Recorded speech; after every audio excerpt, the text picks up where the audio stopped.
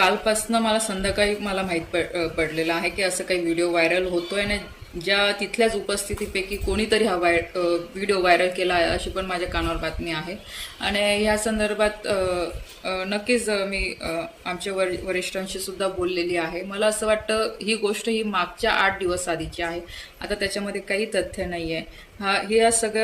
ह्या गोष्टी सगळ्या घडल्यानंतर आदरणीय गिरीश भाऊंनी सुद्धा माध्यमांशी बोलताना सांगितलेलं आहे की जे छोटे मोठे विषय होते ते गिरीश भाऊंनी ह्या सगळ्या लोकांशी बोलून ते दूर केलेलं आहे आणि ही सीट आम्ही 5 लाखाच्या मताने निवडून देऊ असं सुद्धा आश्वासन आदरणीय गिरीश भाऊंनी दिलेलं आहे।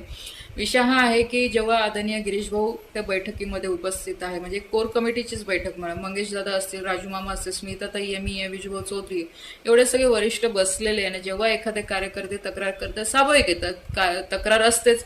आम्ही पण काम करताना बऱ्याचशा चुका आमच्याकडनं पण होत असेल, मी असं म्हणत नाही की आम्ही चुकत नाही, थोडेफार विषय होतातच, कारण शेवटी आज एवढा मोठा मतदारसंघ आहे, आज कोणी ना कोणी माझ्याकडनं पण दुखवलं गेलं असेल। पण विषय हा आहे की हा व्हिडिओ कोर कमिटीचा व्हिडिओ हा बाहेर अशा पद्धतीने व्हायरल करणं हे चुकीचं आहे, कारण की भारतीय जनता पार्टी ही शिस्त प्रिय पार्टी आहे, शिस्तीने सगळे इथे कामं होतात, एक डिसिप्लिन वाली पार्टी आहे।